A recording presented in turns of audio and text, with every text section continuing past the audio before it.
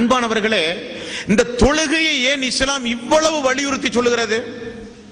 என்ன காரணம்? என்னங்க காரணம்?